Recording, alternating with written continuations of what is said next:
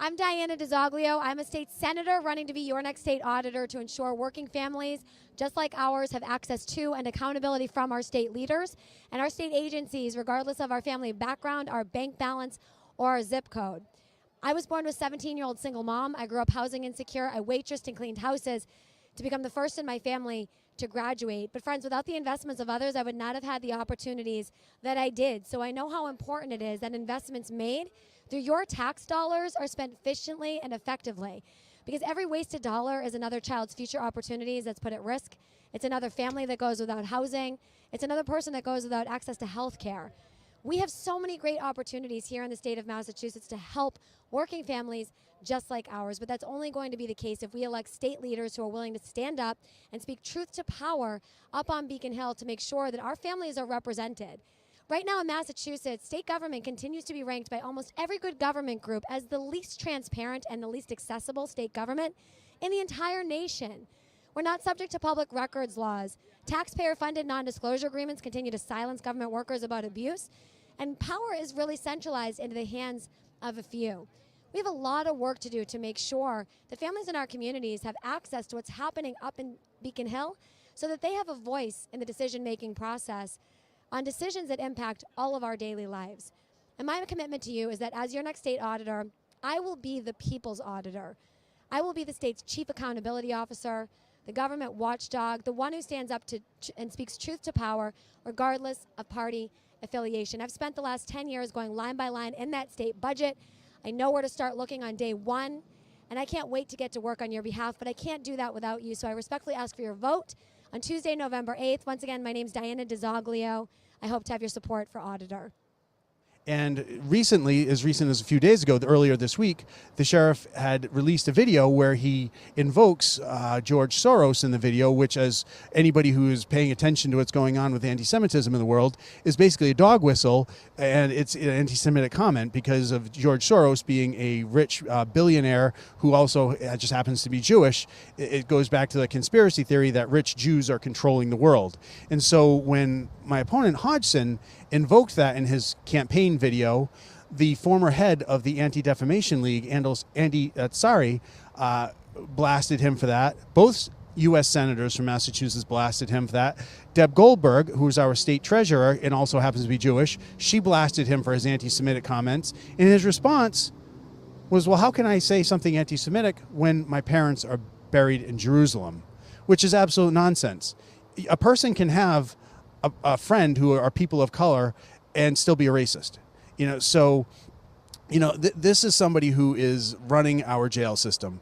And really, if I can butt in, sure. it kind of reminds me of this national kerfuffle about Kanye West, right. Obviously.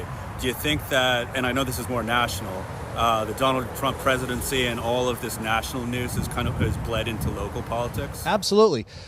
Donald Trump made it popular to be crass.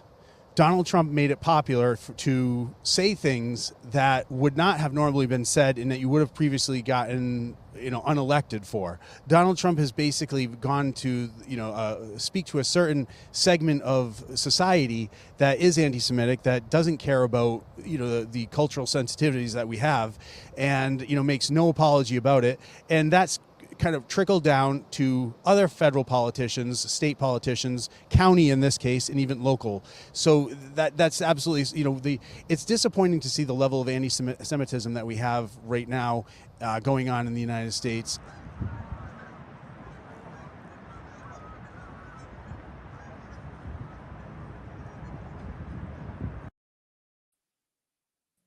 Welcome to the show, Mike Crawford, Young Jerks with Lauren Pespiza. What's going on, Lauren?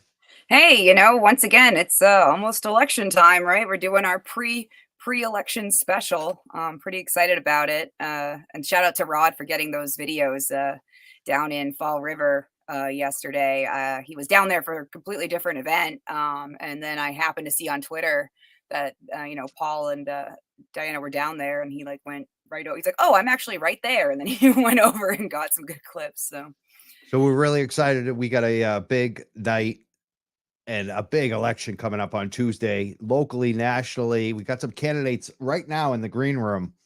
We just want to say that we did hear from Diana, State Senator Diana DiZoglio. I'll probably read her statement, but unfortunately, she can't make it tonight.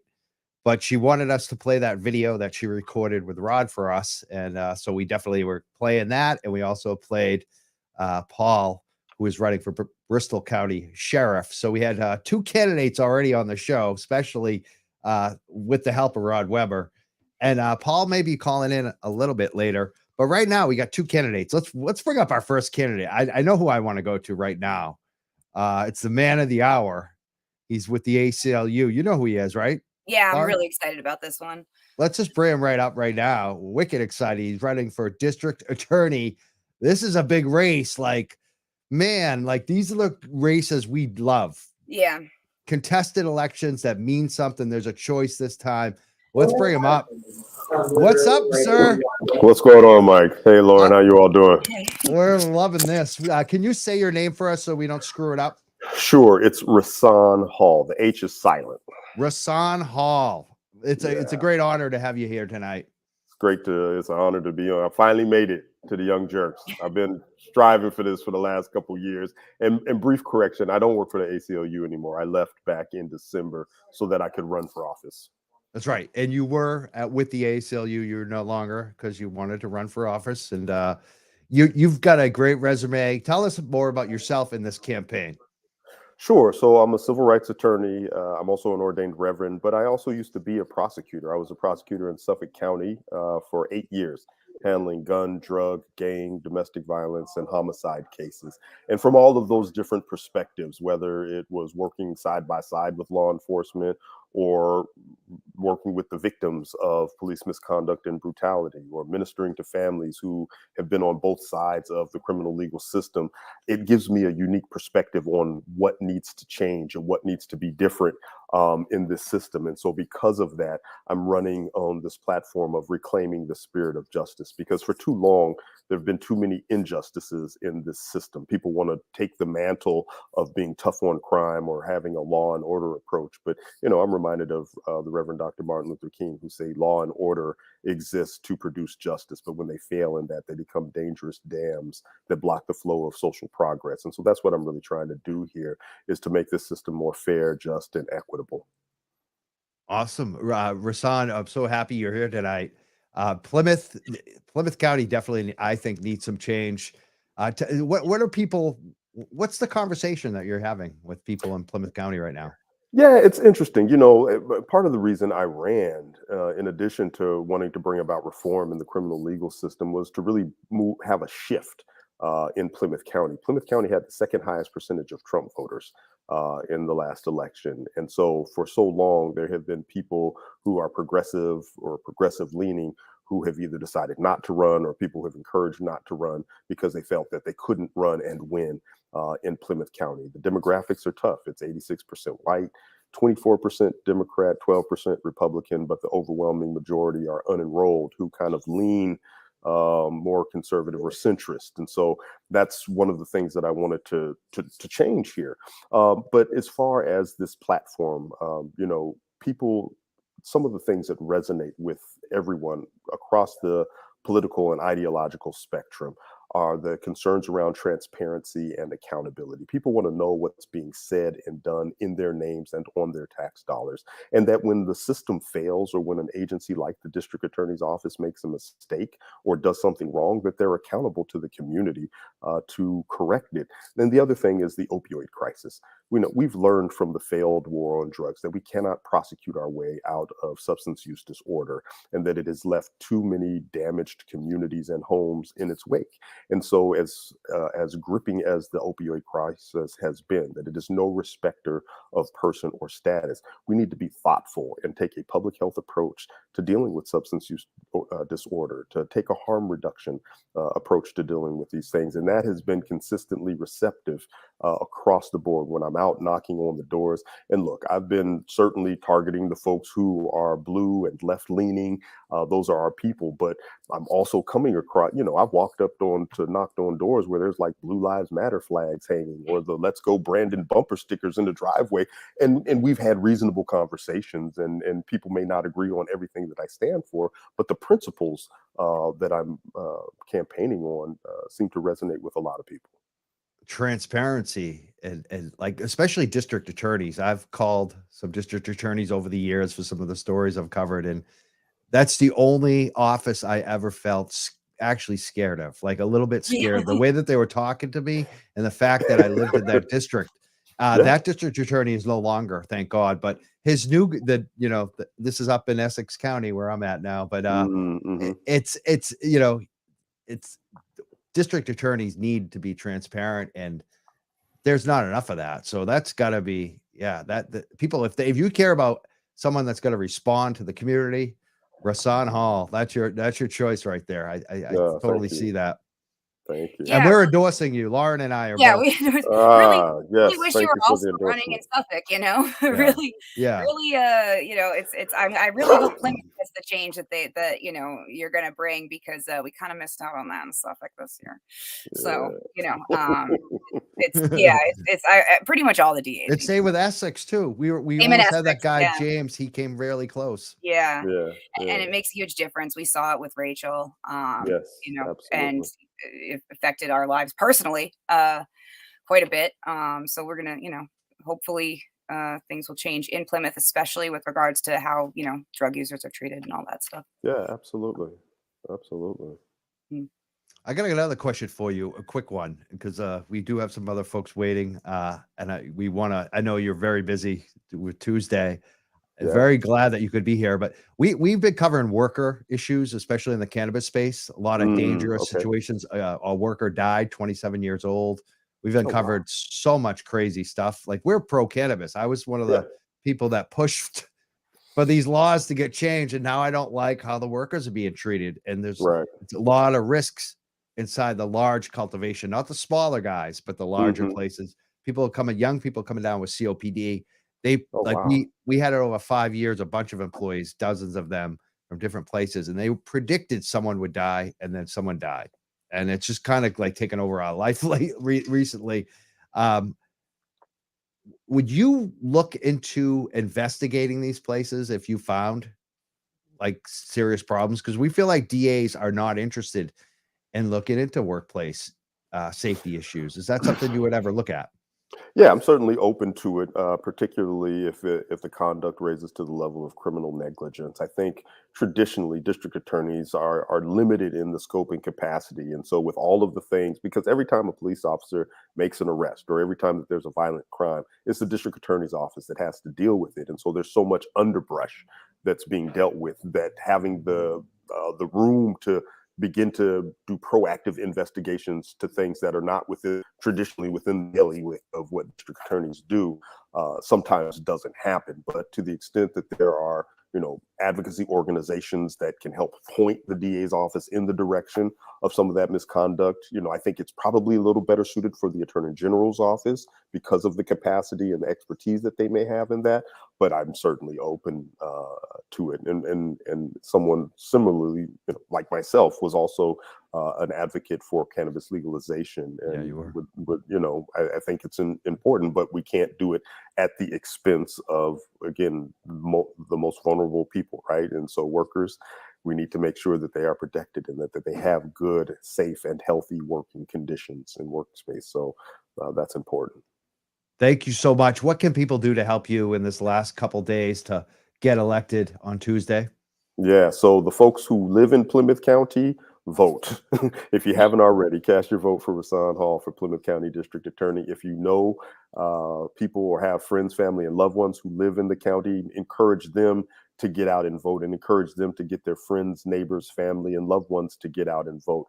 There's also opportunities tomorrow night. I've got my friend, Patriots captain Devin McCourty coming to do a Yes. GOTV rally. So we're going to do some lit drop on Monday night to make sure everybody knows to cast their vote for us. If folks want to find out more, they can go to our website, hallforda.com. That's Hall, HALL, the number 4, da.com. And, you know, we can still do some advertisement. So if folks want to throw a little cash our way, we can boost our ads on social media. Wow, you said some good things. I just want to make sure our audience gets that.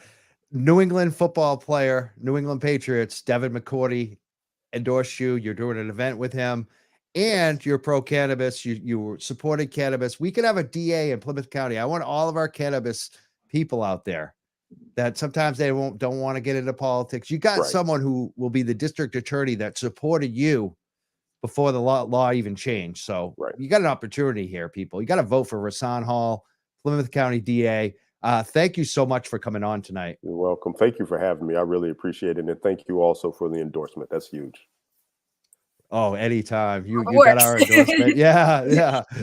Thank you for running. Exactly. And running a great campaign. Thank you so much. You all have a great evening. You too. Rasan Hall for Plymouth County DA. I hope everyone votes for you. And we'll be crossing our fingers for Tuesday. We can't wait. Everyone get out and vote. Thank you, Rasan. You're welcome. Thank you. Devin McCourty does a lot of good criminal justice reform. Yes, he does. We're the Young Jerks, and Devin McCourty is a great guy. He does a lot of great work, and he wouldn't endorse Rasan Hall if Rasan wasn't the real deal. We got some other people. What do you want to do right now, Art? Do you want to go to like another guest right now? Who's wait? I mean, we got two. Did you see who's in the green room, or do you not? I can't see who's in the green room right now. I can't see anything. Oh, see, I always wondered about that. I'm not logged in either. Maybe I was logged in last time. I feel like I could see before, but I don't. Okay, I don't know. That's interesting. I've never. Yeah, we're learning new things today. Let's bring up the next one. Then we got we played to start off the show. We played Rod Weber video that he got. He got a couple interviews for us, a couple little clips. One was with Diana DiZoglio, state senator. I'm gonna say I'm voting for her. I don't know if we're endorsing. I want to see where Lauren lies on this one, because this is a contested race, and this other guy, I like him too. Yeah. And he's actually in the green room right now. He's the Republican. He's been endorsed by Charlie Baker. Let's bring him up. You want to bring him up? Let's bring him up. Anthony, what's up, man? Hey, Mike. How's it going? Hi, Lauren. Hey. Anthony Amori, who is running for Massachusetts state auditor. He's got the endorsement of the Republican Party. And he's got Charlie Baker's endorsement. And Governor he's come Baker on the show every time we've invited him. He's got Governor Bill Weld's endorsement. He's got the Boston Globe and the Boston Herald. Wow. So what's up? What's going on, Anthony? How you doing? Thanks for having me. I got you're right. I have every newspaper that did an endorsement this year has endorsed me. And it's not just I know you mentioned the Herald and the Globe, but also Springfield Republican. And the very liberal Berkshire Eagle endorsed me as well. So it's the full spectrum of newspapers, at least in Massachusetts, have endorsed me. And you mentioned Governor Baker and Governor Weld and Governor Swift and Governor Sununu backing my campaign. And I just hope that maybe your viewers and your listeners take the time to read a couple of those endorsements and see why these papers have backed me in this race. And that's the most I can ask for people, is just to go into the voting booth educated. And I will say, you know where I stand. I mean, we're friends. I don't know if our friendship is going to stand this, because I don't know if you'll forgive me if I don't vote for you. Oh my God! I mean, my God! Of course we'd be friends if you don't vote for me. All right. See, that's the kind of guy you are. But you basically have continued to try to work for our vote, though. Even though, I'm friends with Diana. I like her. I mean, and you're still you put something out on Lorna McMurray, which is my big cause right now. And I do appreciate that immensely. And you were like the first statewide campaign to actually bring up Lorna's name in this election cycle. So I want people to be aware of that. And I give you great credit for that. And I want to thank you personally as a friend to all the workers for just bringing that up in the campaign. Well, you're welcome. But I should say back to you, I mean, nobody's worked harder to advocate on that issue, to keep her name alive. I've learned most of what I know about that story from you. So the feeling's mutual. Thank you. And Lauren, how you feeling about this I mean, it's race? It's kind of a, it's I don't vote Republican generally, but also I have seen Anthony do the work for our vote, like you said, and hated by all the right people. In a way, it's almost like, yeah, you know what? I'm going to give you the Antifa vote just to piss them off. Like,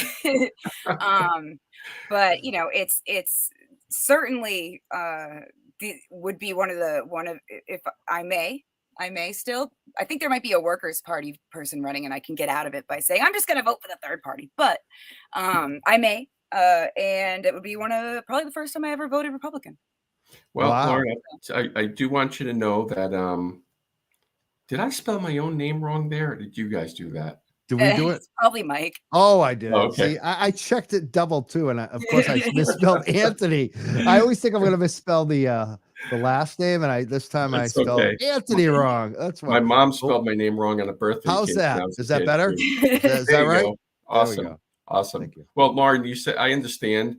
I totally understand. When you're running as a Republican in Massachusetts, you have to work really hard to win the votes of people who are not members of your party, because 9.7% of the vote isn't going to do it for you. And as you have alluded to, there's a real substantial portion of my party that actively works against me. Some of them are trying to get a write-in candidate against me. They were plotting to block my nomination at the convention. So I understand. I would say to you, my argument to you, I know Mike's mind is made up. And again, Mike, we're friends. Politics aren't part of that. It's fine.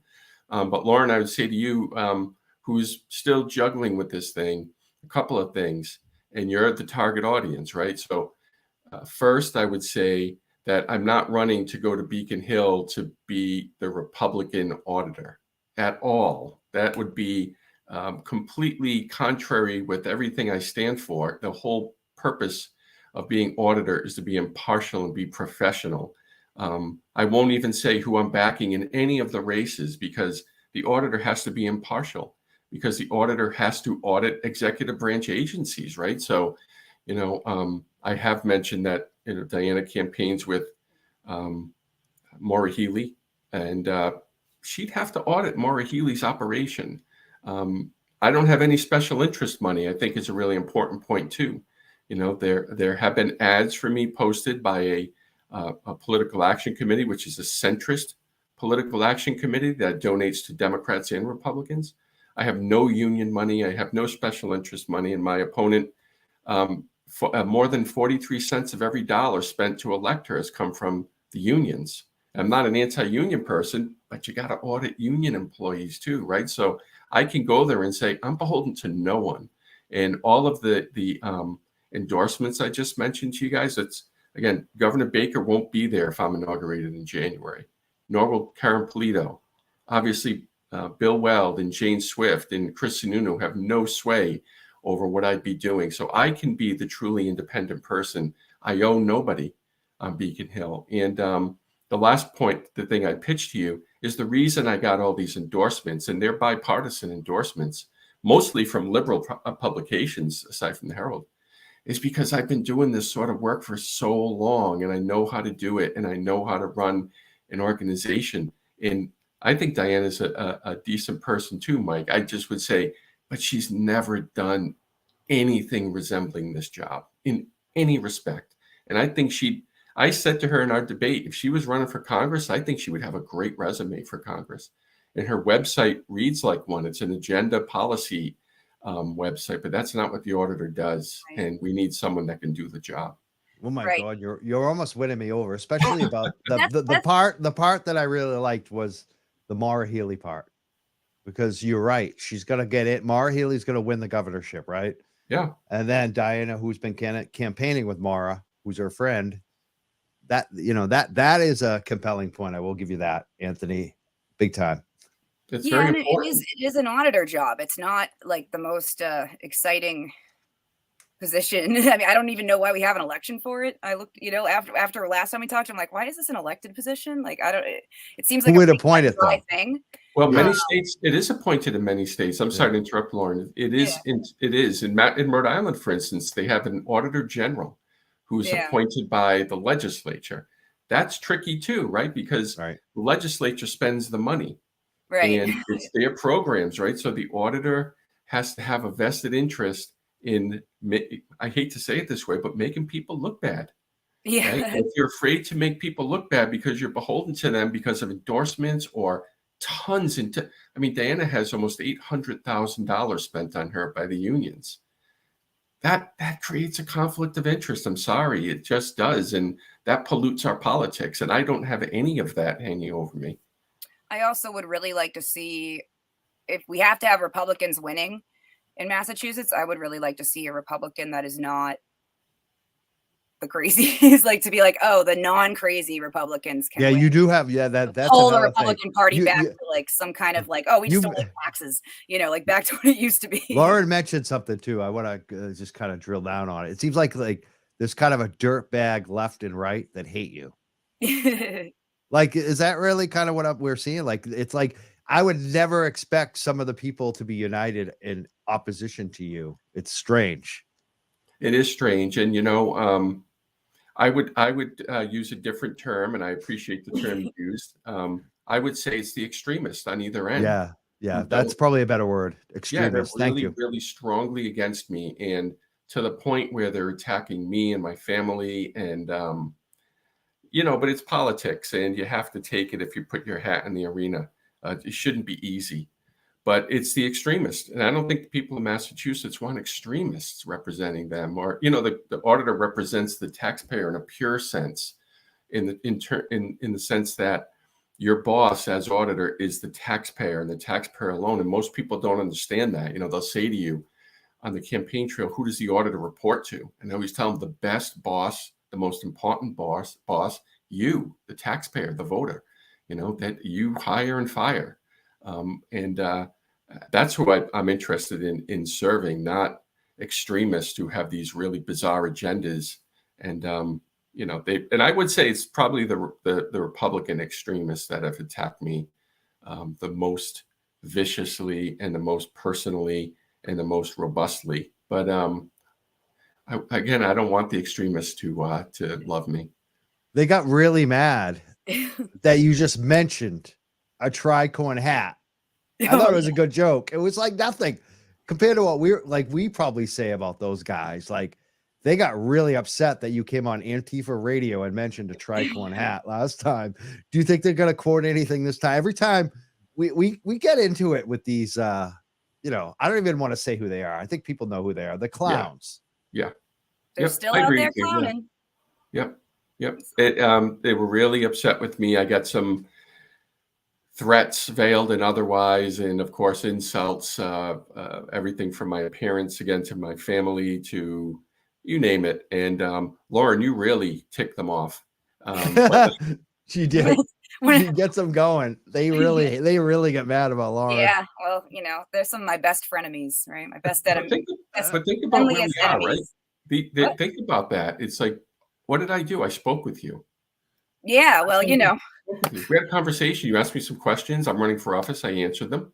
Yeah. And for that, you know, you get menaced by people. But again, I'm with you. It's the people, you know, it's the enemies you keep. You know, judge me by the enemies I keep. I'm happy to say that. Yeah, I mean, I am also very influenced by, you know, the enemy of my enemy too. Like, you know, and even we, you know, another guest we're having on, they started tweeting going after because I suddenly mentioned some support of them. Like, it's, you know, hopefully it ends up being a good thing for everybody.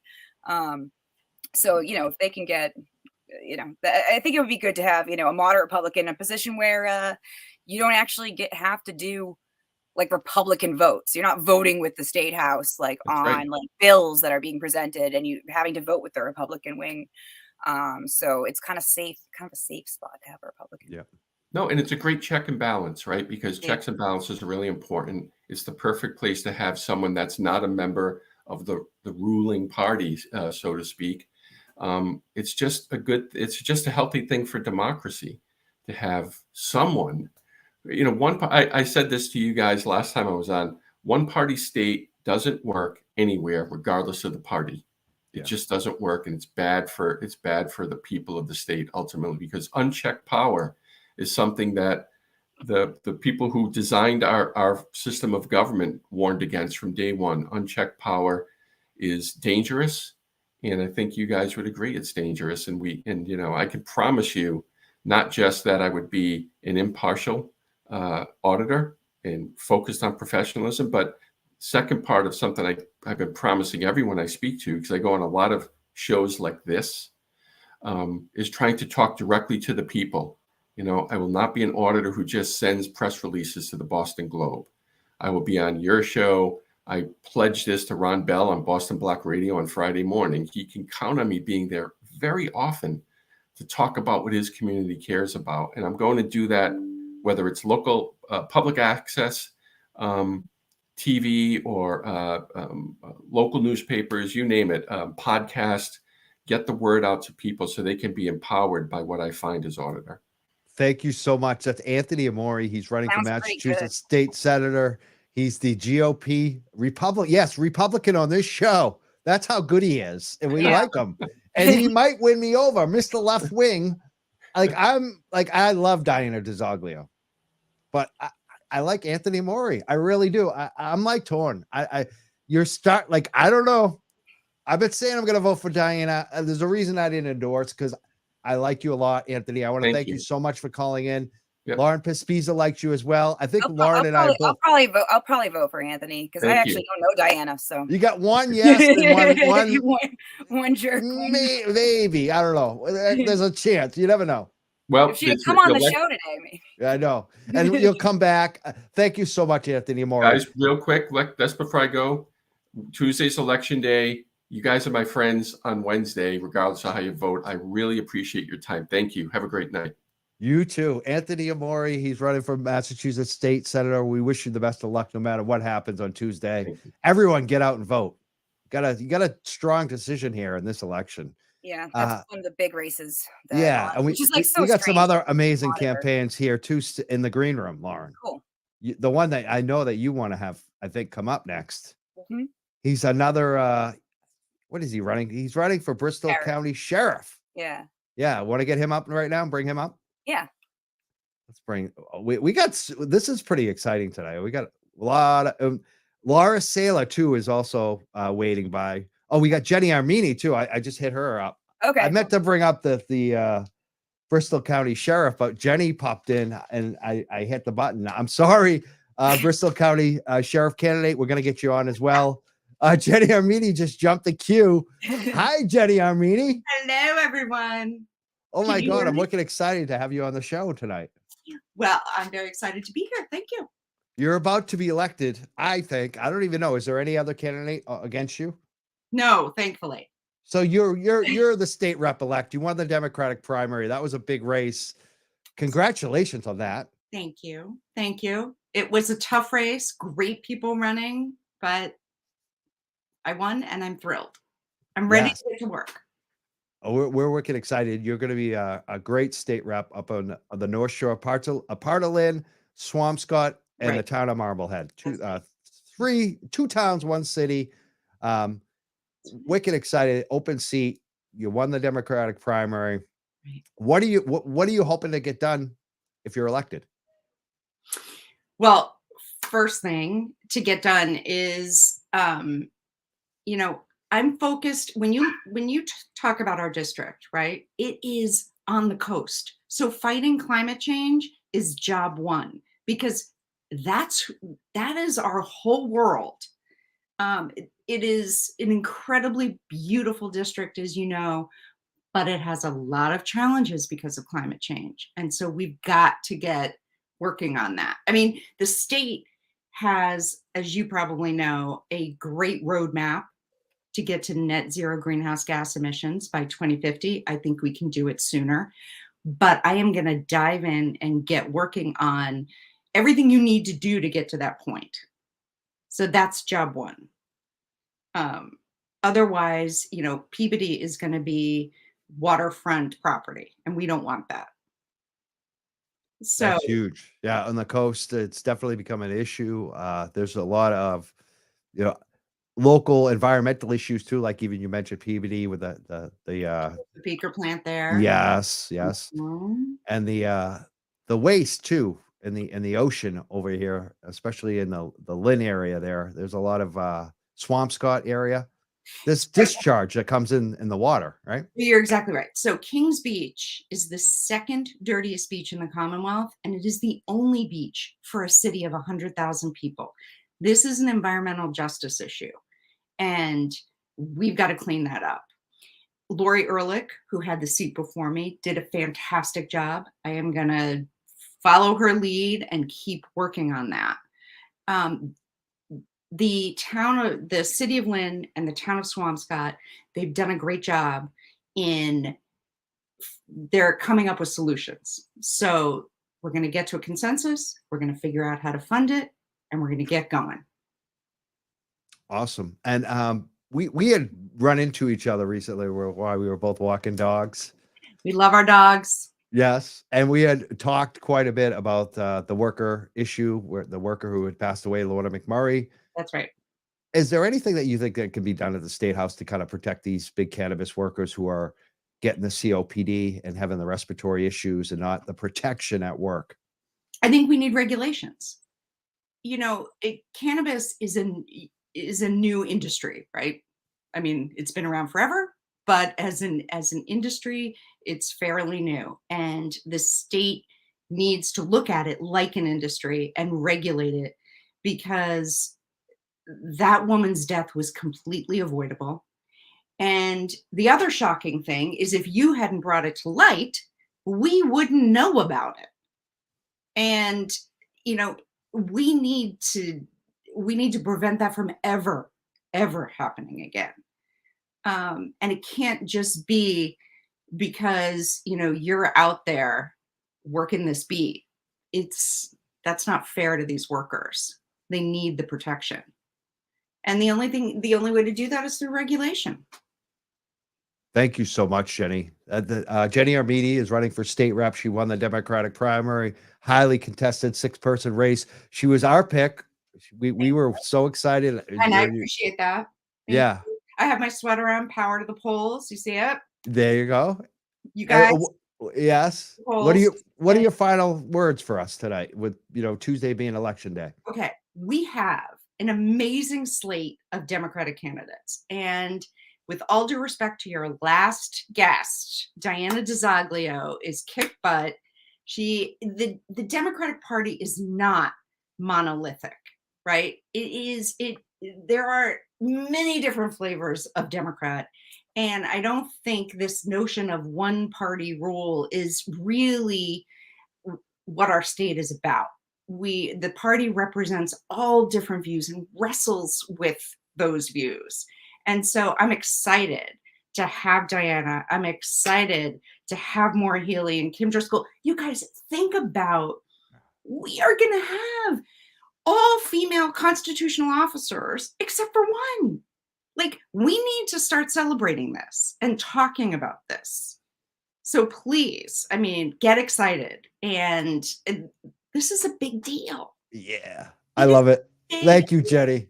And I love Diana DiZoglio. She helped us with a lot of things up in Haverhill, and she's just very responsive. I like Anthony too, but I agree. Diana DiZoglio, yeah.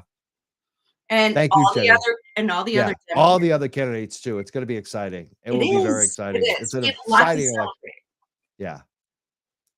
Well, if everyone votes, everyone has to vote though first before we celebrate.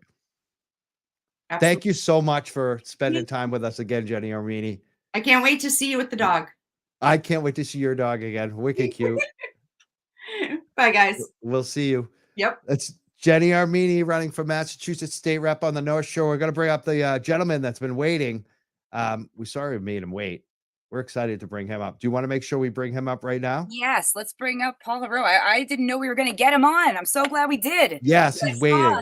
I saw reporting on this race, and I had missed a lot of it. Like in the beginning, I'm like, wait, who is this? Who is this guy? He's a mayor. Are you a mayor? Mayor of Attleboro? Yeah. Right. And I knew about Hodgson, and I remember reading he was the Joe Arpaio of Bristol County, the Joe Arpaio of Massachusetts, and basically is how I read it. And I remember all the crazy stuff he was doing. Oh, somebody's running against this guy. Thank God. So welcome. Yeah. Well, thank you. Thanks for having me on, you guys. So what are some of the I don't know everything about the Bristol prison system. Full disclosure, I'm a formerly incarcerated person. I graduated from MCI Framingham.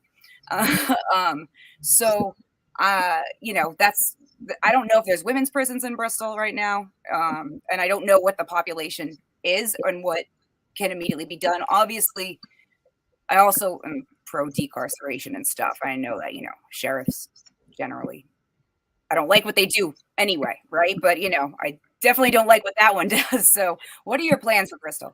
Yeah. So, well, first of all, thanks for having me on, you guys. And yeah, I am the mayor of Attleboro, and I used to work in jail, and I worked in prison before I got into politics. But I am somebody who wants to run a more modern jail system, a lot more forward-thinking jail system that isn't just warehousing people, but really wants to address the substance abuse issues that people have, the mental health issues. Because when you go to jail, you're either going to jail for awaiting trial, which is more than 50% of the population, and it's about, you know, just around 500 people in Bristol County, or you're going to jail for sentence for a misdemeanor, and misdemeanor is typically 2.5 years less. There's some felonies that you'll find yourself in jail for. It's just like you'll sometimes find yourself awaiting trial in prison. But you know, generally, you go to jail for a misdemeanor and you're waiting trial, and you go to prison for a felony. So yeah, the current sheriff, I mean, he doesn't get it. He just doesn't get it. He's a sadist. His most recent controversy, he's very controversial, there's a lot of them. Most recent was some anti-Semitic comments that he made. And he may not even realize what he was saying was anti-Semitic, just because he surrounds himself. I'm not trying to apologize for him or anything. I'll let him do that on his own. But you know, he surrounds himself with these right-wing hate groups that the Anti-Defamation League has identified as white supremacist groups, or the Southern Poverty Law Center.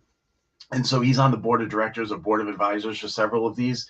And so he just, you know, when that's who you're surrounding yourself with, you're going to probably start to say things that they do. And so he put forward a video thinking it was going to, you know, be a good thing, basically saying, oh, Paul Heroux is backed by George Soros. And, you know, that's just kind of a dog whistle or code for rich world controlling Jew.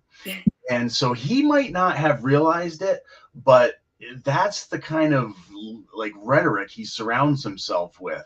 So, you know, but yeah, he chain gangs when he first got there, more recently send inmates down to build a border wall. ISIS chainies, he said he wanted to send them down, even like and he's been abusive, really abusive too to the prisoners. But like this anti-Semitic thing, like that wasn't just he slipped up or it was 20 years ago. No, this was a video that he put out. So there was planning behind this, and it's very timely. I'm glad we played a clip that Rod had recorded with you this, I think yesterday. And it basically like, you know, Rod, I'm glad brought that up. It's like the timeliness of it with the Kanye West stuff and the Kyrie Irving stuff. It seems like it's like that's planned. Like I know you're being forgiving of him, but to me, it seems like it was very planned. Yeah, no, I'm not being forgiving. I'm saying he surrounds himself with these hate groups, and he himself might not have even known, but it doesn't matter. He said it. He didn't apologize for it. He dug his heels in, and then he throws his family under the bus every time he gets himself into trouble. So when he was wearing a Confederate flag tie, he first said, no, he did. It was a lot of public, a lot of articles on this, but he's wearing a Confederate flag tie, and he says, no, I'm not a racist. I mean, I've got biracial grandkids. It's like, okay, those biracial grandkids were not your choice, but wearing that tie is. And then he further went on to say, well, my wife bought me the tie. And so it's like, okay, well, your wife knows your heart better than anyone else. So, and she thought it was appropriate to give you this tie. And then when he got nailed for this anti-Semitic comment, he then says, well, how can I say anti-Semitic comments? My parents live in Jerusalem. So he throws his grandkids, his wife, his parents, kind of uses them as props, to say, no. But meanwhile, he's on the board of advisors for FAIR, which the Southern Poverty Law Center said is a white supremacist hate group. And the founder of FAIR said, white people are just better. That's our sheriff. That's our sheriff down here. This is crazy. Yeah, it is. It's just doesn't. I'm sure your policy plans are great. you could be a random person off the street and do a better job than him. The Tom Halgen, Like yeah. that, you know what I Yeah. mean? Yeah. Like We would do a better job. Anyone would. you seem reasonable, but you know, and all that. But man, this guy has to go. Everybody down there, please vote. You have a sadist in charge of people's lives. They are under his control. They are stuck in a prison they didn't choose to be in, or a jail they didn't choose to be in. Could just be, you know, they got a drug problem, whatever. You know, like they might not even be bad people, but he kind of is. Yeah, So like, he is exactly what you just said a moment ago, a sadist. You know, he really he said, I'm going to make life miserable for you. If you don't like it, don't come back. And for the 80% of the population, the inmate population in jail that has a substance abuse issue or mental health, that tough guy attitude doesn't work. It makes people worse off. So they probably shouldn't be there in the first place. If they're be in rehab. I agree. So, you know, he spends a lot of his time focusing on like immigration and stuff, and that's fine. That's important, but leave it to the federal government. That's their job. If I get in, I'm going to run a jail, and then I'm also going to use my bully pulpit to focus on housing, healthcare, and a job for inmates when they're coming out of jail. That way we can get them back on their feet. Those are the pillars of prisoner reentry: housing, healthcare, which includes substance abuse and mental health, and a job or skills training. You know, so that's where my focus is going to be. It's really going to be making us a national model of how to run a jail. And there's not a lot of job training in jails. Oh, I know, especially in Massachusetts. That's like not a thing. Yeah, well, that's what you need to have. Somebody, these people coming out of jail, they need to have a stake in conformity. You know, they need to be able to support themselves. Right. And so if you can give them some skills training and say, hey, look, this is what your interest is. This is what we're going to train you on. When you get back out into society, do this. You're not going to come back. You know, and that's a, you know, it's a much better path than saying, hey, I'm going to make life miserable. You don't like it, don't come back. Right. How about like Amazon certificate courses, Google, you know what I mean? Like these companies are getting people certificates and getting good jobs now. Like, can we bring those types of companies with certificate programs in there to get people, you know, doing those types of jobs? That's going to be part of my task, is to create those relationships with the outside of the walls, like outside of the jail, and say, okay, we have a population. We got 500 people here. There's 500 people that are going to need a job when they get released, because a lot of them have lost their job in the process of being incarcerated. The jobs are likely not waiting, but 500 people, we need to line them up with a job. So my job is going to be to help facilitate those relationships and get the training. It's not just like, here's a piece of paper, go call this person once you get out. That's not discharge planning. Discharge planning is when you actually have the relationship between the people who are locked up and the people on the outside, and you have them start developing that relationship and, you know, doing the training and the expectations before they're released. Not, here's a phone number, call this person, good luck. That's not what I'm talking. I'm talking about really getting people back on their feet, really getting the outside ready to take these folks back. There is so much control that a sheriff has over whether, you know, outside, say it, job training or helpers, even helpers, people from helping from the outside, whether it be, you know, book club, whatever, Bible reading or AA meetings. Sheriffs are the ones who have complete control over who comes into the jail and provides these kind of services. And generally, from what I've seen in my experience, and also from what I hear in Suffolk and everything, it doesn't happen. Right. There's no, the wonderful services jail provide. No, it doesn't. I want to change that. I really want to put, you know, make us a national model. Like, I want other jails and prisons to say, look what they're doing over there. I want people to actually look at jail and say, oh my gosh, it's a house of correction. They're actually correcting behavior. So we have a captive audience, literally. They can't go anywhere, you know. And so I want to take these folks, and for those who are willing to improve their lives, you can't force people into programming and stuff. And I get that, you know, but for people who do want to improve their lives, we're going to make it available. You know, my opponent, he likes to say, oh, you know, it's going to be a country club under this guy. Oh, his supporters support defunding the police. And actually, I increased police training, the police funding, and that by increasing, like I tripled the police training budget, and it went to things like implicit bias, duty to intervene. Think of like George Floyd, for example, dealing with mental illness, de-escalation tactics. Those are the things I did with my police department. I'm going to do that with the corrections officers as well. You know, really invest in them. But like I said, I want this to be a national model. And you know, I might only be a sheriff for 1, maximum 2 terms. I'm not going to be sheriff for life. I want to go in, reform the system, you know, and basically not worry about it's pretty nice that it's a 6-year term. It's a lot of time to do a lot of good, but we're not running a country club. We're running a real house of correction, really getting people back on their feet. Got a choice. You could vote on Tuesday for something new, something much better. I've been disgusted by Tommy Hodgson. Yeah. I think a lot of people have in this state for a long time. You have an opportunity. You got a great campaign here. What are your final remarks for people to help you out? What can people do on Tuesday to help you out, Paul?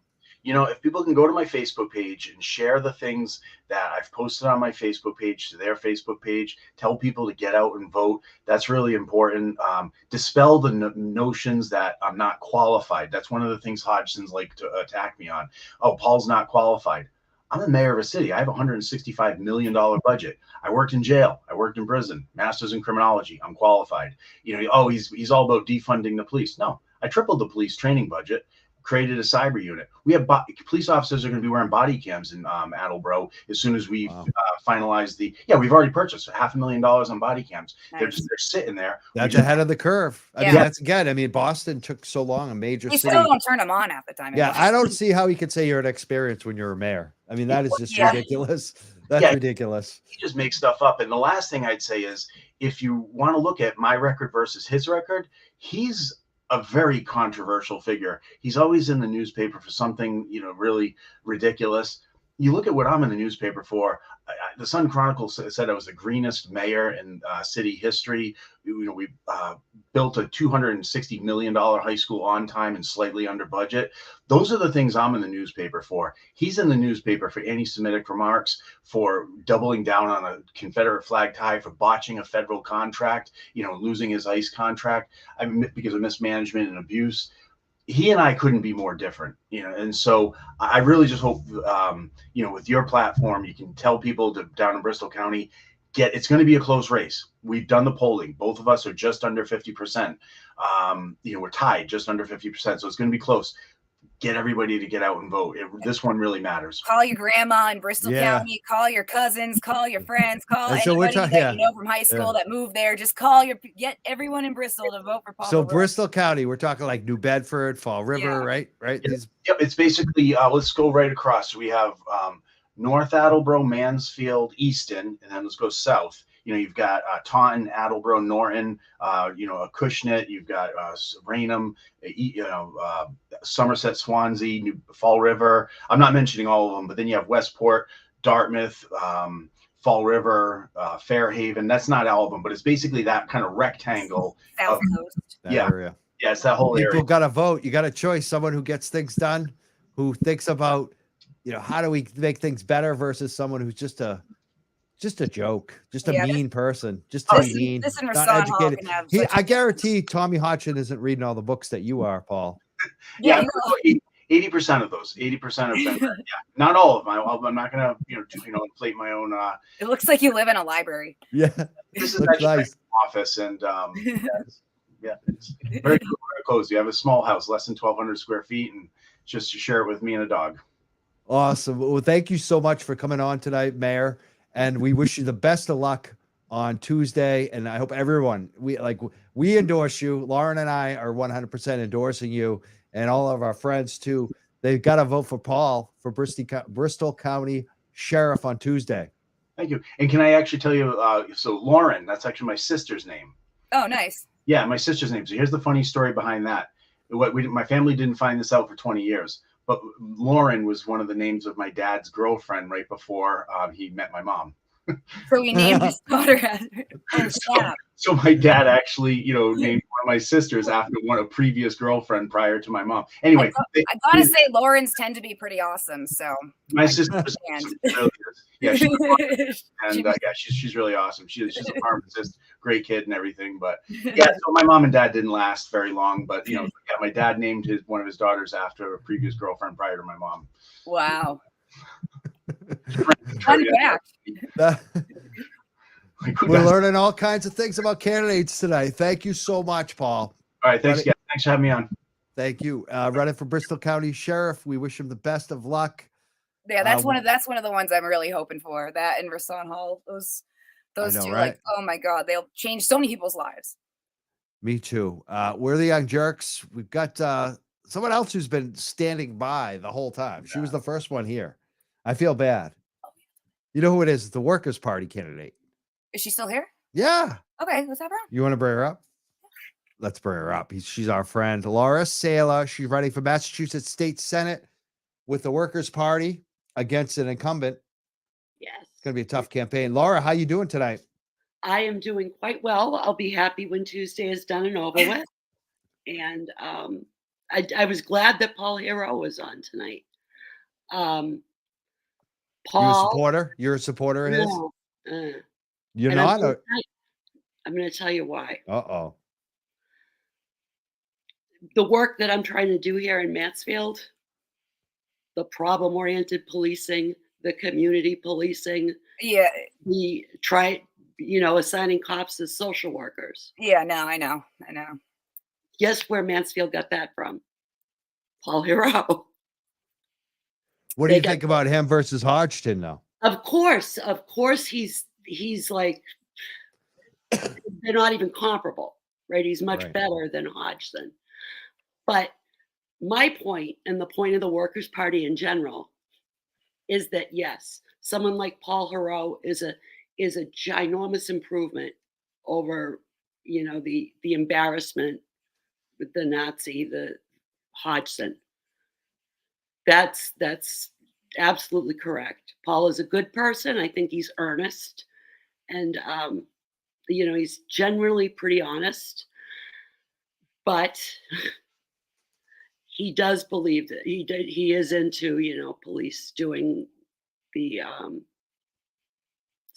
job of a social worker, and it's kind of a problem. Yeah, Workers' Party tends to be more in line with I guess actually what I agree with you on that. I don't think that cops should be doing the jobs of the social worker. I don't think we should be giving them more money to not be racist. Right. I feel like that should. Well, I mean, Let's talk about your, you know what, though? I want to talk more about your campaign. Yeah. Tell us about why you're running, and tell us I about am your campaign running. quickly, and why people I should am vote on running. you Tuesday.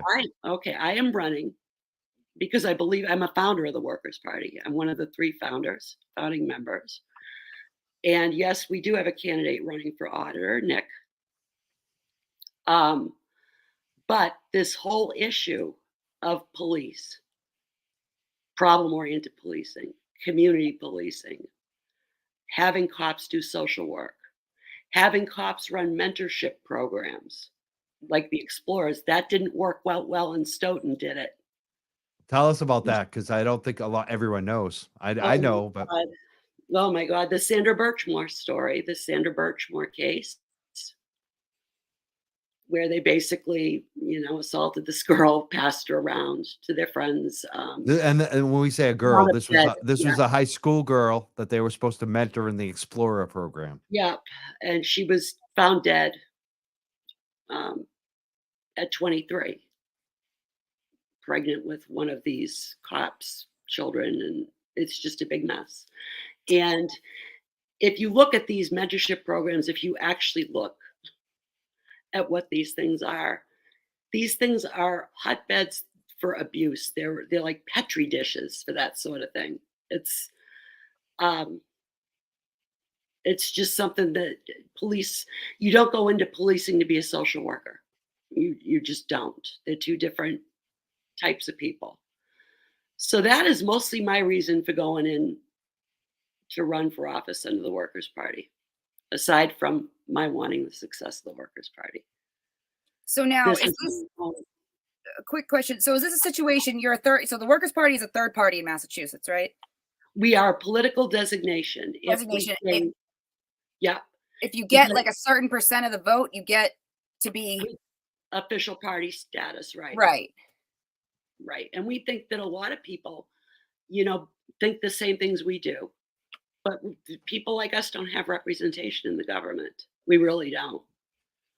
My opponent, Paul Feeney, he is a steadfast supporter of things like qualified immunity. He thinks police unions are vital to the labor movement. And we saw what they were doing to Cisco workers. If your union's going to strike and you're not the police union and your boss, the police are going to come and side with your boss. Right. That's our, that's our Having, take. having said that, I noticed that a lot of unions do support Paul Feeney.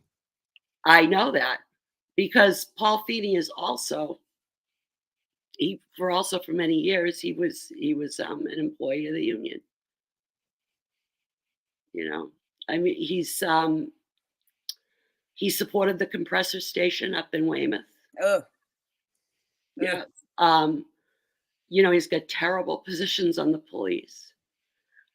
And he also was Bernie Sanders' co-chair. I mean, Bernie Sanders chair for his campaign in 2016 for this New England. So when people really dig in and look and see what's going on in your local governments or in the governments immediately surrounding you, you realize that, maybe making the system a little bit kinder is just kicking the can down the road, which ultimately makes things worse. Good point. But It's very interesting you bring up Paul Feeney. Bernie Sanders guy, worked for Bernie Sanders, but then he supported the compressor plant, which doesn't seem very Bernie Sanders like that compressor plant. Even I think Governor Baker doesn't. Actually, did Governor Baker was the one who did support it. Oh, Everybody he did support else it. Okay. didn't. Everyone in the literally state, everyone basically, else. except for Governor Baker, basically wanted that thing gone. It's wicked dangerous. Like even me, like on the North Shore, way far away from that thing, I'm worried about it. It's scary. I can't imagine living next to it. I think because his union Yeah. had a lot of jobs tied up in that. I think that's Interesting. what it was. But sometimes you got to put that stuff aside and say, all right, what's at risk here? What's the thing?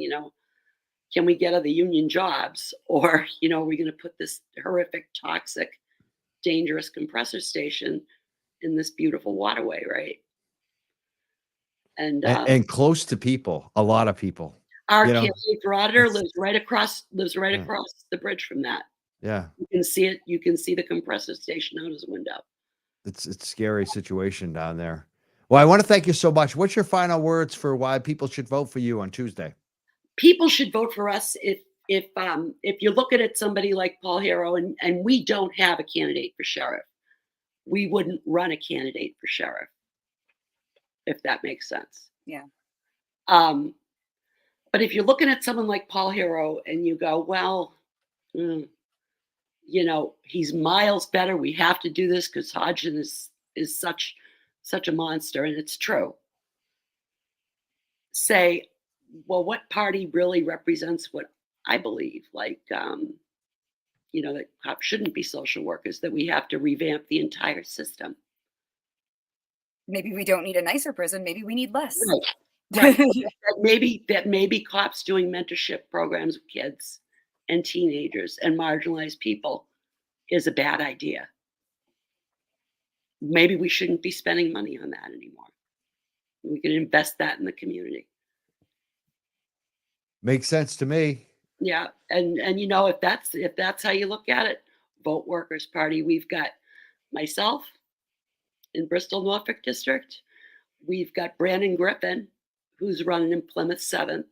And I have high hopes for Brandon. I think Brandon might even pull it off because the Democrats didn't field anybody against Sullivan, his opponent. And Brandon already serves on the planning board in Whitman. So he's got quite a bit of support. And then I hope Nick can pull in enough so that we get our percentage.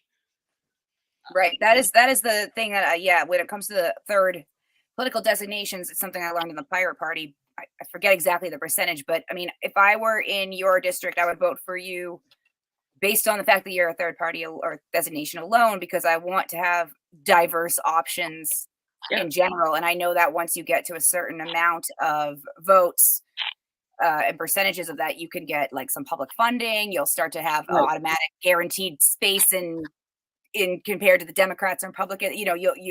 It ends up causing a more like diverse playing field in the future to have third parties get votes, whether or not you win.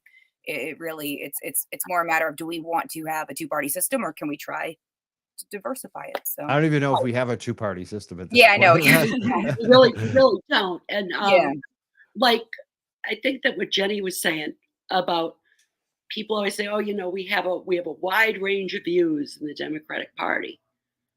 Well, that's great for your workspace, or your neighborhood, or your community. When you're in a political party, political principles are more important than a big tent. Because if you don't have political principles, you run up against what you've got now, two parties that essentially support basically the same stuff with small differences. But I'm going to make the logical point here. The Big Ten is the only way that we can win against the insanity of someone like Tommy Hodgkin and some of the selective hate that's going on in this country. I am not disagreeing with you that like someone like Tommy Hodgkin and Paul Hero, there's a huge difference between the two of them. And we don't even have a candidate running for sheriff.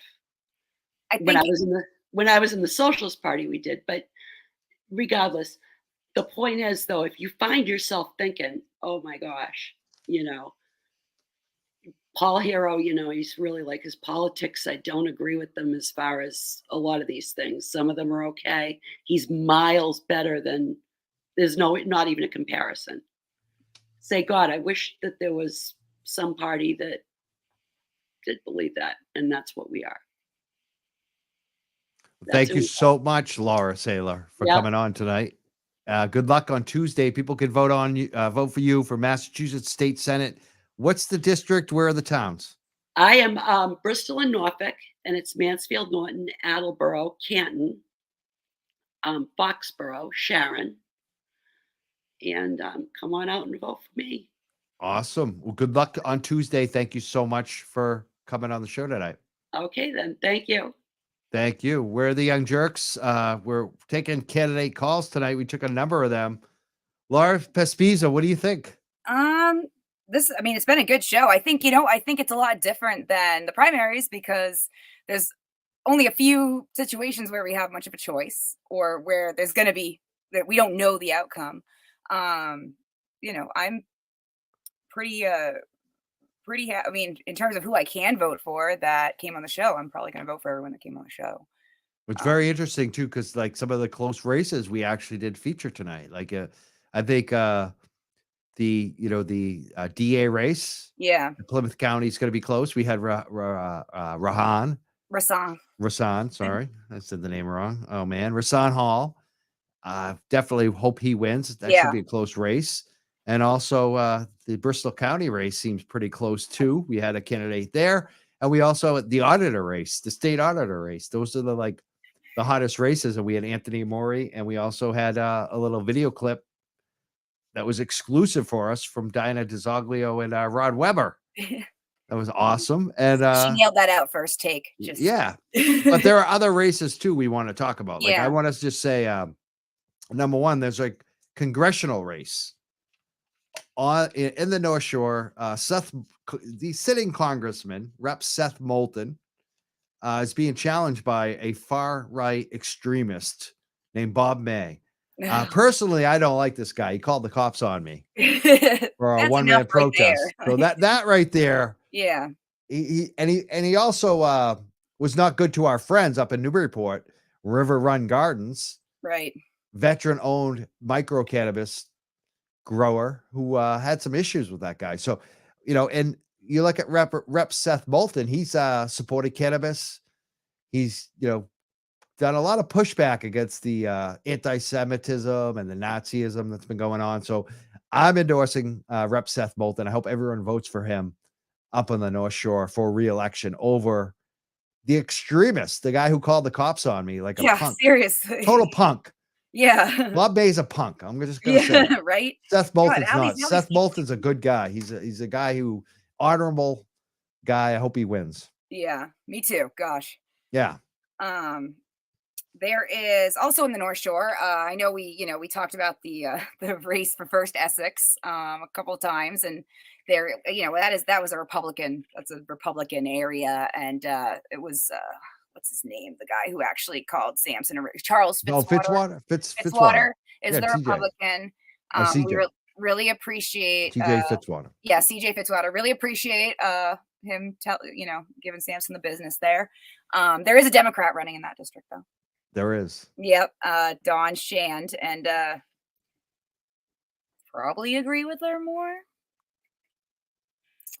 You like Fitzwater? I don't care. I mean, I'm not even. I would. Whoever wins wins. I'm glad that Fitzwater came on. He's a good guy. If he wins, I'll be happy. I kind of like her views better, but I appreciate what he did. Right. I'm glad he's the guy. Right. It's not as desperate as it could be. I like his friends too are good people. I know a lot of them. So whoever wins that race, good luck. Either way.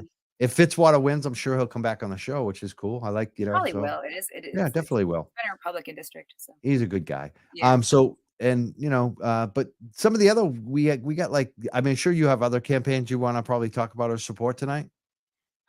I'm just talking about the weird ones, because the other ones, I mean, there's like Teresa English and Bill Ricka, who's running as a Democrat, and she's pretty good. And that's kind of a weird area that's kind of shifting to the right. So I hope that a Democrat stays there.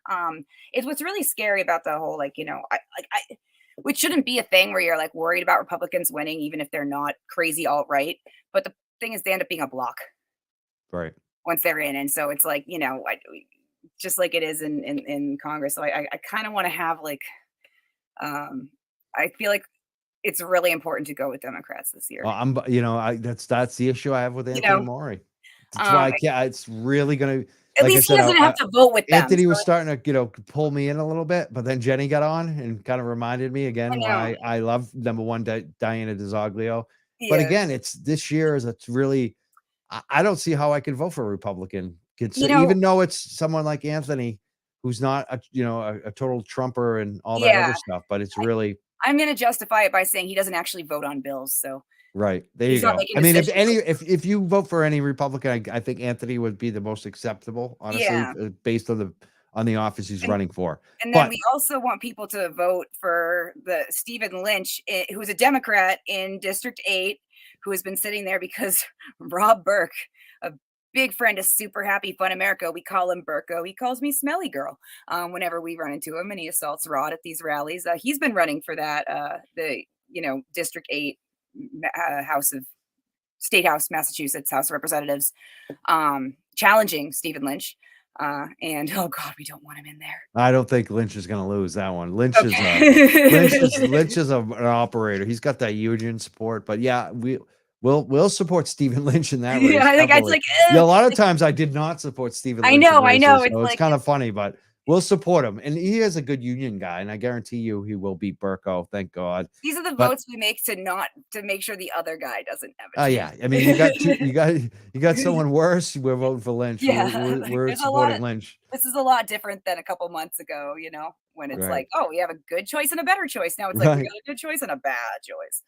Let's talk about these ballot questions. There's been a lot of debate about these.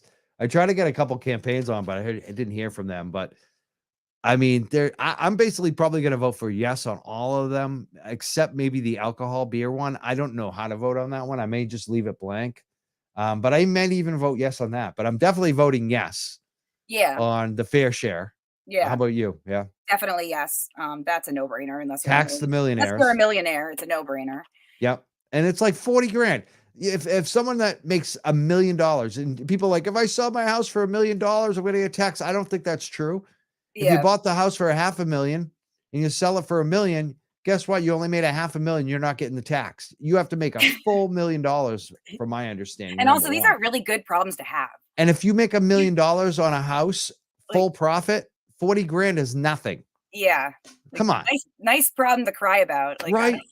Give me a break. We can have paved roads and nice things. Bridges are falling down in the state. Our transportation system is a mess. The MBTA. Right. We need some state revenue. I'm voting for it. Yep, me too. Also safe driving.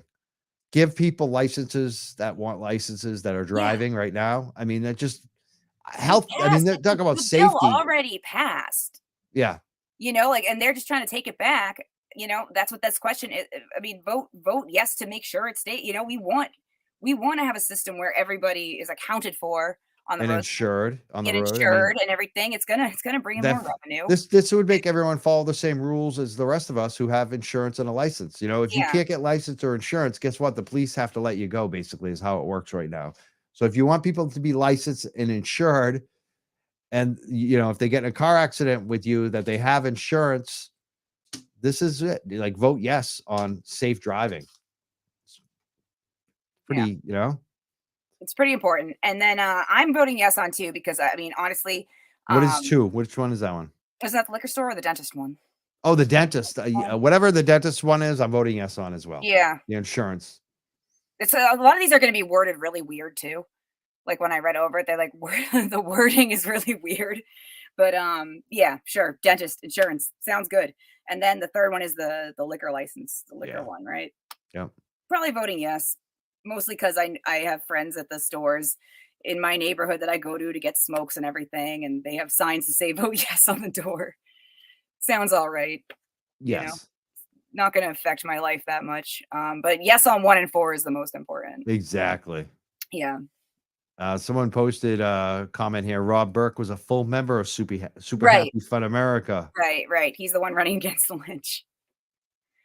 Oh man. And then we got people saying Massachusetts is not a real state. What the hell does that even mean? I don't know. These right-wing trolls are like, so like, how about an actual, like, something that is an actual statement that we can even understand what the hell you're trying to say, moron? Some of these people, I don't know. What is that? It's not a real state. It is a real state. It is. Massachusetts is a state. I mean, it's actually a commonwealth. Yeah, well, whatever. I mean, come on. I know. It's the same thing. I know. Oh, I'm frustrated. It was like ridiculous statement. I feel like every week before election, I get so much hate on Twitter for everything I say. Like, yeah, it's gonna be fun. Out of the woodwork. So yes. It'll be nice when that's over. If the hate goes away, we'll see though. You know, we shall see. Yeah. Twitter's pretty crazy right now. What do you have any final campaigns or words you want to talk about in this campaign season? Vote with your heart. Vote early. Vote often. Yeah. Make sure you vote. You know, even if you're an anarchist, just do it. Okay, it matters. Do it for me. Yeah, I think people don't vote for me, but do it for me, please. Especially if you live in Bristol or in Plymouth, and you care about criminal justice reform, if you have criminals in your family, you know, just do it. It's going to help so many people. So. Yeah, I think everyone should vote. You know, and I think there's a lot to vote on, both locally and nationally. Whether protecting Social Security, that is an issue right now.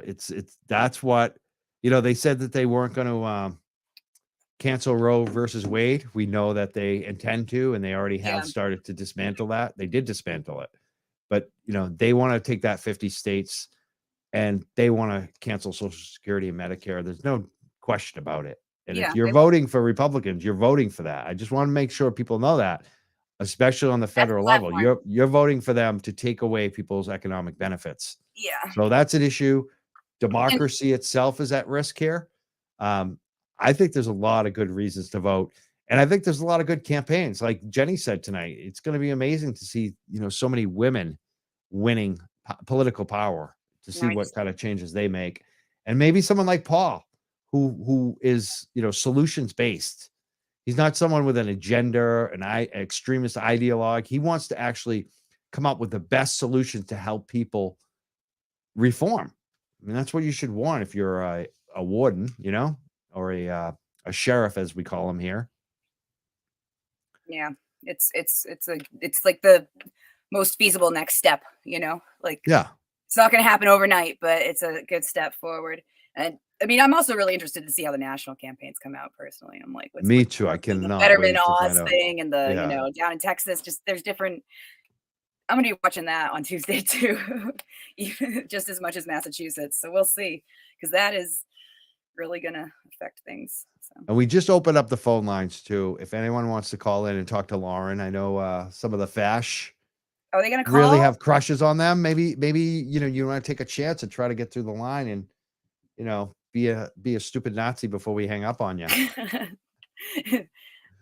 I'm always worried about that. It's gonna be now. Herb Like, calling with like a German accent, like Yeah, you know? just to mess with me. we don't censor anyone on those phone calls. We don't screen at all. Yeah. And I love it. Like I don't even like worry about it. But now I start to worry, like, you know, what But- one of these real Nazis call in. No, they the real like NSC hasn't called any shows. Yeah, they're wimps. 978-560-3155. I mean, I got the button. I could take care of Yeah. it. Believe me. Just keep them on the line for 30 seconds so we can trace it. Yeah. And then I'll have Wait, your is phone that a number. thing? I don't know. Yeah. And then I'll have their phone number. So Yeah, that'll be nice. exactly. Yeah. They can call us 978-560-3155. If you got a question or comment tonight or a campaign you're supporting. If you're a maybe candidate and we didn't get to you. Yeah. I mean, we pretty much got everyone in. I don't Yeah. think we yeah, we got some other comments coming in, but nothing really I want to put up, you know. Just We looking got a at lot them, of it's Donna like, Hackett giving love and support from earlier, which we yeah, appreciate. and people are talking about like revoking licenses, which really didn't come up tonight. So I think people get caught up in their own little issues, which is fine. but Honestly, that is a big issue though. So it is, right? gotta say, like it Do is you a want to? I'll pain. post the comment. Here's one. This Facebook user writes, "How can Massachusetts justify revoking licenses based on the laws of other states?" Especially when you haven't been proven to have violated a law in another state, only accused of it. What if you did violate? What if you proven? I They see. I don't have revoke a it problem whether with that you if you've been proven to violate, but They revoke it I see what you're saying. automatically If you're before you arrested even for go to something, trial. So then you have Yeah. it indefinitely revoked until you go to trial. but Could that's be what they years do in later. Massachusetts if you're arrested right now too. So Yeah, yeah. I They mean, do it in other states too. And actually, you would I'm have your caught on license that too. because Lauren, part of me agrees with you, like in terms of like you shouldn't get penalized before you're actually convicted, but in cases where people are like habitual drunk drivers Well, who are alcoholics who won't stop drinking, like what do you do? I mean, you're gonna just let it's them not just drive that though, home Mike. wasted again? It's not just that. It might not be a drunk driving charge that they do that for. It could be it could be like your insurance lapsed or whatever, or you have Well, too many that's where I things. think that's where Yeah. I think maybe they should be a You little should more be careful. circumspect on how they do that. You know what I mean? Yeah, I think there's a middle ground between Yeah. between what exists and what you're suggesting. Yeah. Someone wrote innocent until proven guilty. I agree, but at a certain point, we also have to protect the public. Well, Like you know I what's feel like interesting is people need to be protected from people who can't stop drinking. Like, if you catch a charge in Maine, for instance, you are Right. not guaranteed the right to a speedy trial. So you can have a trial for something you haven't yet you're going to be found innocent of, that you cannot get your license back for Right. years and years and years because there's no court date, because they Yeah. don't have speedy trials there. So now you're just lingering on, and you would have been innocent in Massachusetts 2 years ago because they have the court dates, like scheduled at a reasonable time. But since it's in Maine, you can't. It happened to a friend of mine. Someone wrote the process is the punishment, and Yeah, that it really true is. often. It is. We're definitely not disagreeing on that. We got to have some speedy trials, okay? Yep. I think there's two sides to a lot of this stuff, Yeah. which I like that we can discuss and we have these conversations. I want to I thank don't everyone think for people should be driving drunk either. Don't get me wrong. Like, yeah, no, definitely absolutely not. not. Too many people have died. Yeah. I my big thing too is even beyond drunk driving, speed. People drive way too fast. Yeah. Way too fast. And You I used to be one of actually those get an kids that would accident drive if too you drive fast. slow. So Some places, like it's like this, it's the norm. But then it's like even on my street where I live, it's like they come flying around the corner. I've seen porches driven into on my street like Right. twice since I moved there. Like just driving into the porch, like people out of control. So exactly. Well, we're the Young Jerks. I want to thank Lauren Pespiza for being here tonight. yeah, it's fun. We should do this every election. We will. I think we should. And we had some great calls today. We had Paul Haro, Mayor Paul Haro of Attleboro, who's running for Bristol County Sheriff. He called in. I hope people vote for him, support him, spread the word. Ask your friends in Attleboro and all those other towns that he mentioned to vote for him. Fall River, New Bedford. We want you to vote for him. Please vote for him. We also had Rasan Hall.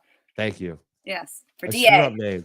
We like him. I like him. He's on Twitter. Follow him on Twitter. Support his campaign. Vote for him in Plymouth County District Attorney. He would be a welcome relief. I wish he was running in every district for DA. I wish we could like just clone him and put him running for seriously. all the I was DAs. excited he picked Plymouth County too, because it was like, you know what? He could have run in Boston, I'm sure, where it would have been maybe a little Well, easier for him. there was somebody else running in Boston at the time. I know at the time, but you know, he picked a place that's not easy to win, and No, I know. he's given a good shot, and he could win. So people, you know, I get so sick of people when they say there's no one to vote for, there's nothing to vote for. No, you have candidates, you have to go out and vote for them. People need to vote on Tuesday. These are the ones that matter. Yeah. These local ones. So. I want to thank Laura Sala from the Workers' Party running for Massachusetts State Senate for calling in, and our friend Anthony Amori running for Massachusetts State Auditor, the Republican nominee. And I call her Massachusetts State Rep elect now, even though she's not officially earned that title, but after Tuesday she will be. Yeah.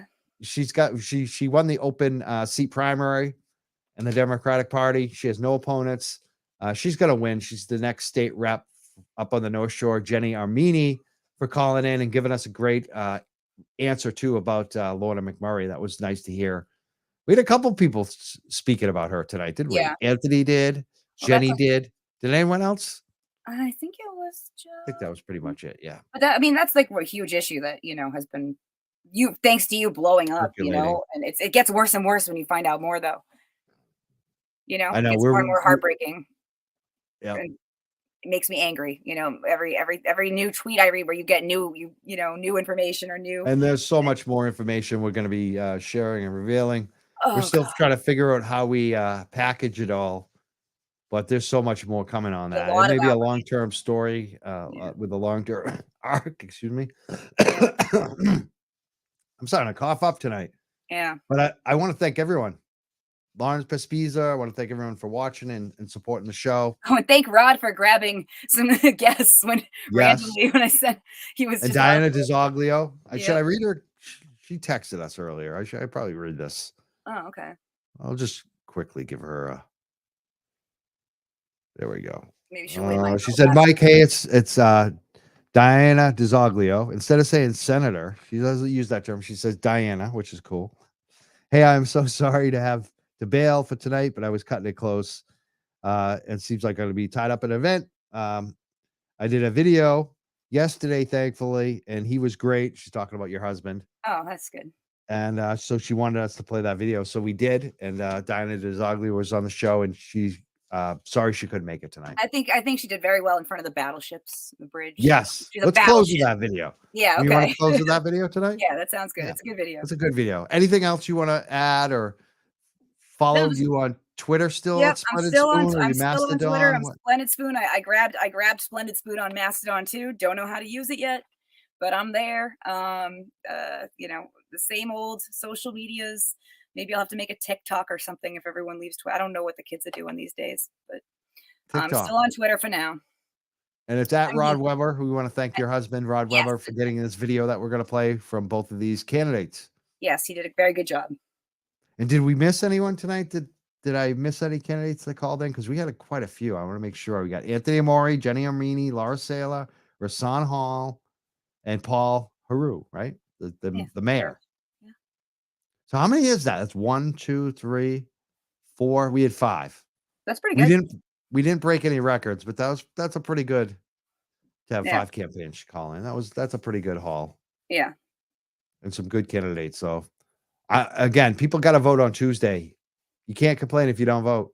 I do it before work, early, first of the polls. I can't wait. I did it in the rain too last time. There you go. Got to do it. You got to do it, people. Everyone, no matter where you live, go out and vote. Make fun. a plan. Get educated. Know who you're going to vote for. Mm-hmm. Thank you so much, Lauren. We're the Young Jerks. We'll see everyone next time. We're going to play the video to end the show here. We got State Senator Diana DiZoglio, who's running for auditor, and Mayor of Attleboro, who's running for Bristol County Sheriff. Diana DiZoglio. I'm a state senator running to be your next state auditor to ensure working families just like ours have access to and accountability from our state leaders and our state agencies, regardless of our family background, our bank balance, or our zip code. I was born with a 17-year-old single mom. I grew up housing insecure. I waitressed and cleaned houses to become the first in my family to graduate. But friends, without the investments of others, I would not have had the opportunities that I did. So I know how important it is that investments made through your tax dollars are spent efficiently and effectively. Because every wasted dollar is another child's future opportunities that's put at risk. It's another family that goes without housing. It's another person that goes without access to health care. We have so many great opportunities here in the state of Massachusetts to help working families just like ours, but that's only going to be the case if we elect state leaders who are willing to stand up and speak truth to power up on Beacon Hill to make sure that our families are represented. Right now in Massachusetts, state government continues to be ranked by almost every good government group as the least transparent and the least accessible state government in the entire nation. We're not subject to public records laws. Taxpayer-funded non-disclosure agreements continue to silence government workers about abuse, and power is really centralized into the hands of a few. We have a lot of work to do to make sure that families in our communities have access to what's happening up in Beacon Hill so that they have a voice in the decision-making process on decisions that impact all of our daily lives. And my commitment to you is that as your next state auditor, I will be the people's auditor. I will be the state's chief accountability officer, the government watchdog, the one who stands up to and speaks truth to power, regardless of party affiliation. I've spent the last 10 years going line by line in that state budget. I know where to start looking on day one, and I can't wait to get to work on your behalf, but I can't do that without you, so I respectfully ask for your vote on Tuesday, November 8th. Once again, my name's Diana DiZoglio. I hope to have your support for auditor. And recently, as recent as a few days ago, earlier this week, the sheriff had released a video where he invokes George Soros in the video, which, as anybody who is paying attention to what's going on with anti-Semitism in the world, is basically a dog whistle, and it's an anti-Semitic comment because of George Soros being a rich billionaire who also just happens to be Jewish. It goes back to the conspiracy theory that rich Jews are controlling the world. And so when my opponent, Hodgson, invoked that in his campaign video, the former head of the Anti-Defamation League, Andy Tsari, blasted him for that. Both U.S. senators from Massachusetts blasted him for that. Deb Goldberg, who is our state treasurer and also happens to be Jewish, she blasted him for his anti-Semitic comments. And his response was, well, how can I say something anti-Semitic when my parents are buried in Jerusalem? Which is absolute nonsense. A person can have a friend who are people of color and still be a racist. So this is somebody who is running our jail system. And really, if I can butt in, sure. It kind of reminds me of this national kerfuffle about Kanye West, right. Obviously. Do you think that, and I know this is more national, the Donald Trump presidency and all of this national news is bled into local politics? Absolutely. Donald Trump made it popular to be crass. Donald Trump made it popular to say things that would not have normally been said and that you would have previously gotten, unelected for. Donald Trump has basically gone to, speak to a certain segment of society that is anti-Semitic, that doesn't care about, the cultural sensitivities that we have, and, makes no apology about it. And that's kind of trickled down to other federal politicians, state politicians, county in this case, and even local. So that's absolutely, it's disappointing to see the level of anti-Semitism that we have right now going on in the United States.